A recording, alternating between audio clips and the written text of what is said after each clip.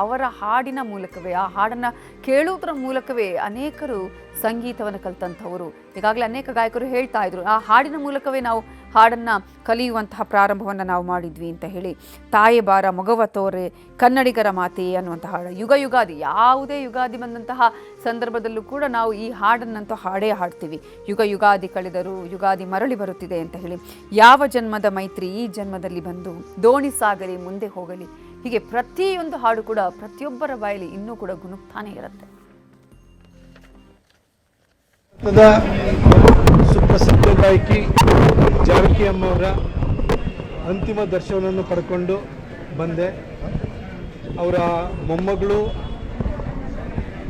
ಅವರ ಗಂಡ ಇಬ್ಬರು ಅಲ್ಲೇ, ಮೊಮ್ಮಗಳ ಗಂಡ ಅವರಿಬ್ಬರೂ ಕೂಡ ಅಲ್ಲೇ ಇದ್ದರು.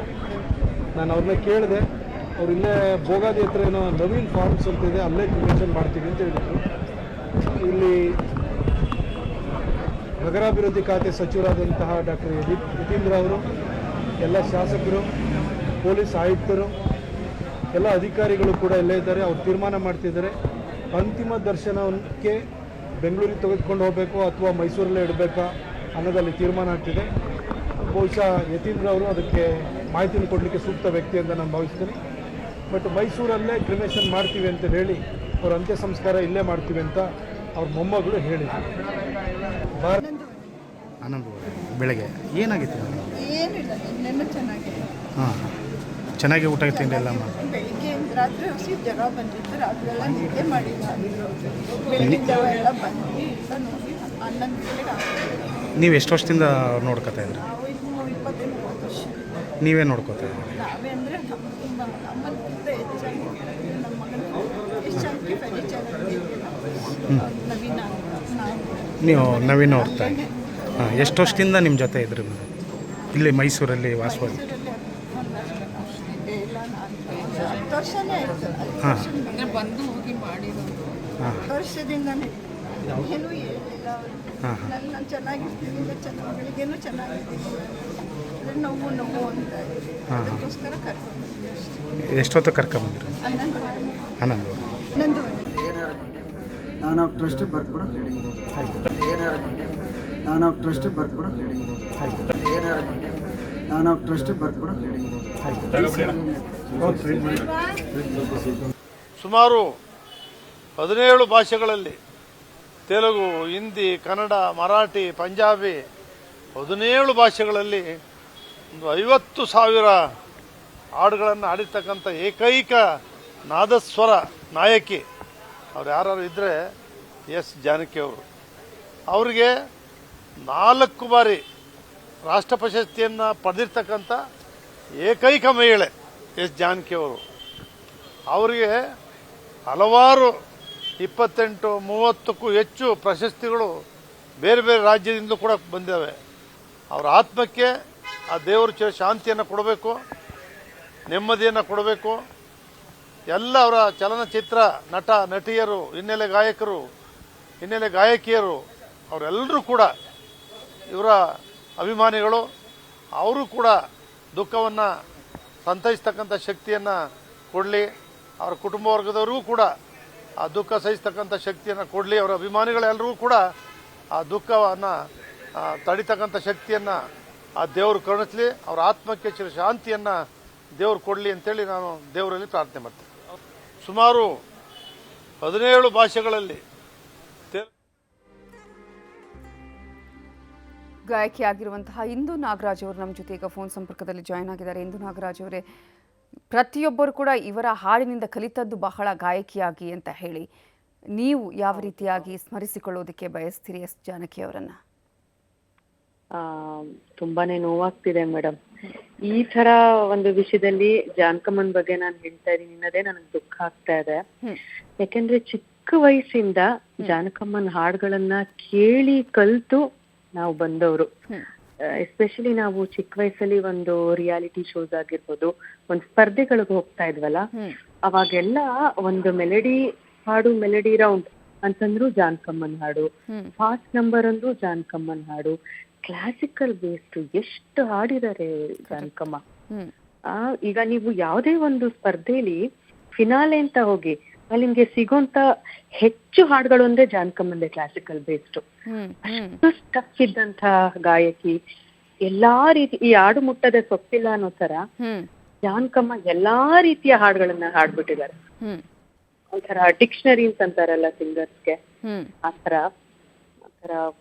ಬಹಳ ದುಃಖ ಆಗ್ತಾ ಇದೆ ಇವತ್ತು ಜಾನಕಮ್ಮ ನಮ್ಮೊಟ್ಟಿಗಿಲ್ಲ ಅಂತ. ಆದ್ರೆ ಅವರು ಹಾಡಿರೋಂತ ಹಾಡುಗಳು, ಅವ್ರು ಕೊಟ್ಟಂತಹ ವಿದ್ಯೆ ಯಾವತ್ತಿಗೂ ನಮ್ಗಿರುತ್ತೆ. ನೀವು ಯಾವತ್ತಾದ್ರೂ ಅವರನ್ನ ಮೀಟ್ ಮಾಡಿರೋದು ಇದೆಯಾ? ನನ್ಗೆ ಆ ಒಂದು ಭಾಗ್ಯ ಸಿಕ್ಕಿಲ್ಲ ಮೇಡಮ್. ಎಲ್ಲಾ ಸಿಂಗರ್ಸ್ಗೂ ಅಂದ್ರೆ ಗೊತ್ತಿರೋಂತ ಬಹಳಷ್ಟು ಸಿಂಗರ್ಸ್ ಭೇಟಿ ಮಾಡಿದ್ದಾರೆ, ಜಾನಕಮ್ಮ ಅವರ ಆಶೀರ್ವಾದ ತಗೊಂಡಿದ್ದಾರೆ. ನನ್ಗೆ ಅದೊಂದು ಅದೃಷ್ಟ ಸಿಗ್ಲಿಲ್ಲ. ನಾನು ಅವರ ಕಾರ್ಯಕ್ರಮಕ್ಕೆ ಹೋಗಿದ್ದೆ 1-2-3 ಸಲ, ಆದ್ರೆ ಭೇಟಿ ಮಾಡಕ್ ಆಗ್ಲಿಲ್ಲ ನನ್ಗೆ. ನಾನು ಚಿಕ್ಕವಳಾದಾಗ ಹೋಗಿದ್ದೆ. ಅಂಡ್ ಬೇರೆ ಒಂದು ಚಾನೆಲ್ ಅಲ್ಲಿ ಒಂದು ಸ್ಪರ್ಧೆಗೆ ಕೂಡ ಗೆಸ್ಟ್ ಆಗಿ ಬಂದಿದ್ರು. ದೂರದಿಂದ ನಾನು ಹಾಡೋದನ್ನ ಕೇಳಿ ಅವರಿಂದ ನಮ್ಗೊಂದು ಹೊಗಳಿಕೆಯ ಮಾತುಗಳು, ಒಂದು ಪ್ರಶಂಸೆ ಸಿಕ್ಕಿತ್ತು. ಆದರೆ ಪರ್ಸನಲ್ ಆಗಿ ಹೋಗ್ಬಿಟ್ಟು ಮಾತಾಡುವಂತಹ ಒಂದು ಯೋಗ ನನಗ್ ಸಿಗ್ಲಿಲ್ಲ. ಅದು ಬಹಳ ನೋಯ್ತಾ ಇದೆ ನನ್ಗೆ. ಅಯ್ಯೋ, ಇಷ್ಟು ವರ್ಷದಲ್ಲಿ ಒಂದು ಸಲ ಜಾನಕಮ್ಮನ ಭೇಟಿ ಮಾಡಕ್ ಆಗ್ಲಿಲ್ವಲ್ಲ, ಅವರ ಆಶೀರ್ವಾದ ಪಡೆಯಕ್ಕಾಗ್ಲಿಲ್ವಲ್ಲ ಅಂತ. ಅವರ ಅಂದ್ರೆ ಈಗ ಅನೇಕ ಗಾಯಕರುಗಳು ಅದೇ ಹೇಳ್ತಾರೆ, ಅಂದ್ರೆ ಅವರ ಸರಳತೆಯ ಬಗ್ಗೆ ಮಾತನಾಡ್ತಾರೆ, ಅವರು ಪ್ರತಿಯೊಬ್ಬರನ್ನ ಮಾತೃ ಹೃದಯಾಗಿ ನೋಡುವಂತಹ ರೀತಿಯ ಬಗ್ಗೆ ಮಾತಾಡ್ತಾರೆ. ನೀವು ಅವರನ್ನ ಕಂಡಂತಹ ಸಂದರ್ಭದಲ್ಲಿ ಯಾವ ರೀತಿಯಾಗಿ ಜಾನಕಮ್ಮನವರಿದ್ರು? ನಾನು ಬಹಳಷ್ಟು ವಿಷಯಗಳಲ್ಲಿ ಇನ್ಸ್ಪೈರ್ ಆಗಿದ್ದೀನಿ, ಬಹಳಷ್ಟು ವಿಷಯಗಳನ್ನ ಕಲ್ತಿದ್ದೀನಿ ಜಾನಕಮ್ಮ ಅವರಿಂದ. ಒಂದ್ ವಿಷಯ ನೋಡಿ, ಈಗ ರೆಕಾರ್ಡಿಂಗ್ಗೆ ಅಂತ ಹೋಗ್ತೀವಿ, ಇವಾಗ ನಾವೇ ಆಗಿರ್ಬೋದು ಒಂದಷ್ಟು ಹಾಡುಗಳನ್ನ ಹಾಡುವಾಗ ಆ ಸಾಂಗ್ ಹೇಗಿರುತ್ತೋ ನಮ್ಮ ಹಾವಭಾವ, ನಮ್ಮ ಕೈಯೆಲ್ಲ ಅದೇ ತರ ಆಡ್ತಾ ಇರುತ್ತೆ. ಆದ್ರೆ ಜಾನಕಮ್ಮ ನಿಮ್ಗೆಲ್ಲ ಗೊತ್ತಿರೋಂತ ಪುಟ್ಟ ಪುಸ್ತಕ, ಒಂದು ಪೆನ್ನು ಇಟ್ಕೊಳ್ತಾ ಇದ್ರು. ಎಂತೆಂತ ಎಕ್ಸ್ಪ್ರೆಷನ್ಸ್ ಇರುವಂತಹ ಹಾಡುಗಳನ್ನ ಹಾಡಿದ್ದಾರೆ. ಅದು ಬರೀ ಕಂಠದಿಂದ ಬರ್ತಾ ಇತ್ತು ಅಷ್ಟೇ, ಕೈ ಕಾಲು ಎಲ್ಲ ಹೆಂಗ್ ನಿಂತ್ಕೊಳ್ತಿದ್ರು ಹಾಗೆ ಇರ್ತಾ ಇದ್ರು. ಸೊ ಇಂಥ ಒಂದು ವಿಷಯಗಳು ಬಹಳ ಕಲ್ತಿದ್ದೀನಿ. ಅಂಡ್ ನೀವ್ ಹೇಳ್ದಾಗೆ ಸರಳತೆ ಎಷ್ಟ್ರ ಮಟ್ಟಿಗೆ ಅಂತಂದ್ರೆ, ಅವ್ರ ಮುಂದೆ ಬಂದೊಂದು ಪುಟ್ಟ ಮಗು ಹಾಡಿದ್ರು ಮಗುವಾಗಿ ಹೊಗಳ್ತಾ ಇದ್ರು ಅವ್ರನ್ನ. ನಾನು ಎಷ್ಟೋ ವೇದಿಕೆಗಳನ್ನ ನೋಡಿದ್ದೀನಿ, ಎಷ್ಟೋ ಚಾನೆಲ್ಸ್ ಗಳಲ್ಲಿ ಅವರು ತೀರ್ಪುಗಾರರಾಗಿ ಮಾತಾಡಿದನ್ನ ಕೇಳಿದೀನಿ. ಒಂದು ಮಗು ಹಾಡಿದ್ರೆ ಮಗುವಾಗಿ ಬಿಡ್ತಾ ಇದ್ರು ಅವ್ರುವೆ. ಮತ್ತೆ ಅವ್ರಿಗೆ ಇಷ್ಟ ಆಗ್ಬಿಟ್ರೆ ಯಾರು ಹಾಡೋದು ಮನಸ್ಸಿಂದ ಹೊಗಳ್ತಾ ಇದ್ರು, ಮನದುಂಬಿ ಹೊಗಳ್ತಾ ಇದ್ರು, ಹಾರೈಸ್ತಾ ಇದ್ರು. ಅಂಥದ್ದೆಲ್ಲ ಗಾಯಕರಾಗಿ ನಾವು ಕಲ್ತ್ಕೊಳ್ಳೋದು ಬಹಳಷ್ಟಿದೆ ಮೇಡಮ್. ಯಾಕಂದ್ರೆ ಅಷ್ಟು ಹಾಡುಗಳನ್ನ ಹಾಡಿದ್ರು ಕೂಡ ನೋಡಿ, ಆ ಸರಳತೆ ಇದೆಯಲ್ಲ, ಅದು ಬಹಳ ಜನರಿಗೆ, ತುಂಬಾ ಕಡಿಮೆ ಜನರಿಗೆ ಬರುತ್ತೆ ಆ ರೀತಿಯಾಗಿ ಅಂತ ಹೇಳಿ. ಮೇಡಮ್, ಒಂದು ಗಾದೆನೇ ಇದೆ ನಿಮ್ಗೆ, ವಿದ್ಯಾ ದದಾತಿ ವಿನಯಂ ಅಂತ. ನಿಮ್ಗೆ ವಿದ್ಯೆ ಯಾರಿಗೆ ಜಾಸ್ತಿ ಇರುತ್ತೋ ಅವರಲ್ಲಿ ನೀವು ಕೇಳಲೇಬೇಕಿಲ್ಲ, ಅಷ್ಟು ವಿನಯತೆ ಇರುತ್ತೆ. ನಮ್ಮ SP ಸರ್ ಆಗಿರ್ಬೋದು, ಜಾನಕಮ್ಮ ಆಗಿರ್ಬೋದು, ಇವರೆಲ್ಲ ಒಂಥರ ಮೇರು ಪರ್ವತ ಇದ್ದ ಹಾಗೆ. ಬಟ್ ಅವ್ರ ವಿನಯತೆ ಹೇಗಿರ್ತಾ ಇತ್ತು, ಅವ್ರ ಮುಂದೆ ನಾವೆಲ್ಲ ಮಕ್ಕಳು ರೀತಿ ನಾವು ಬಂದು ಹಾಡಿದ್ರೆ ಮನಸ್ಸು ಬಿಚ್ಚಿ ಹೊಗಳುತ್ತಾ ಇದ್ರು. ಅದೆಲ್ಲ ಬಹಳ ಇನ್ಸ್ಪೈರ್ ಆಗುತ್ತೆ ಮೇಡಮ್. ಇವತ್ತಿನ ಒಂದು ಗಾಯಕಿಯರಿಗೆ ಆಗಿರ್ಬೋದು, ಅವ್ರನ್ನ ಅಬ್ಸರ್ವ್ ಮಾಡ್ತಾ ಇದ್ದವರು, ಅವ್ರನ್ನ ರೋಲ್ ಮಾಡೆಲ್ ಆಗಿ ನೋಡ್ತಾ ಇರೋರ್ಗೆ ಎಲ್ಲರಿಗೂ ಅದೆಲ್ಲ ಒಂದು ಕಲಿಕೆ. ಅವರ ಯಾವ ಹಾಡನ್ನ ನೆನಪಿಸ್ಕೊಳ್ಳೋದಕ್ಕೆ ಬಯಸ್ತೀರಿ? ನಿಮ್ಗೆ ಯಾವ್ದು ತುಂಬಾ ಇಷ್ಟದ? ಅಯ್ಯೋ, ನೆನಪೇನು ಮೇಡಮ್, ಬಹಳಷ್ಟು ಹಾಡುಗಳನ್ನ ಉಸಿರಾಡ್ತಾ ಇದೀವಿ ನಾವು. ಇವತ್ತಿಗೂ ನಾನು ಎಲ್ಲಾರು ಟ್ರಾವೆಲ್ ಮಾಡುವಾಗ ಜಾನಕಮ್ಮನ ಹಾಡುಗಳು ಬಹಳಷ್ಟು ಇರುತ್ತೆ.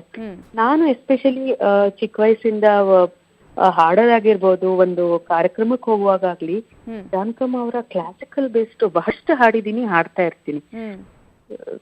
ಎಷ್ಟು ಯಾವ ಹಾಡು, ಆಕಾಶ ದೀಪವು ನೀನು ಆಗಿರಬಹುದು, ಕನಸಲಿ ಬಂದವನಾರೆ ಆಗಿರಬಹುದು, ಮತ್ತೆ ನನಗೆ ಬಹಳ ಇಷ್ಟವಾಗಿರೋದು ಸ್ವರ್ಣಗೌರಿ ಚಿತ್ರ, ಅದು ಬ್ಲಾಕ್ ಅಂಡ್ ವೈಟ್ ಮೂವಿ, ಅದರಲ್ಲಿ ಇದು ಜಯಗೌರಿ ಜಗದೀಶ್ವರಿ. ಇದೆಲ್ಲ ಬಹಳಷ್ಟು ನನಗೆ ಪ್ರಿಯವಾದ ಹಾಡುಗಳು. ಒಂದು ಗೀತೆ ನಮನವನ್ನ ಸಲ್ಲಿಸಬಹುದಾ ಇಂದು ನಾಗರಾಜ್ ಅವರೇ? ಖಂಡಿತ ಖಂಡಿತ.